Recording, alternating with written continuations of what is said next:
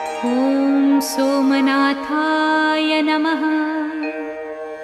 ॐ मल्लिकार्जुनाय नमः। ॐ महाकालेश्वराय नमः। ॐ ओंकारेश्वराय नमः। ॐ वैद्यनाथाय नमः। ॐ भीमशंकराय नमः। ॐ रामेश्वराय नमः। ॐ नागेश्वराय नमः। ॐ विश्वेश्वराय नमः। ॐ त्र्यंबकेश्वराय नमः।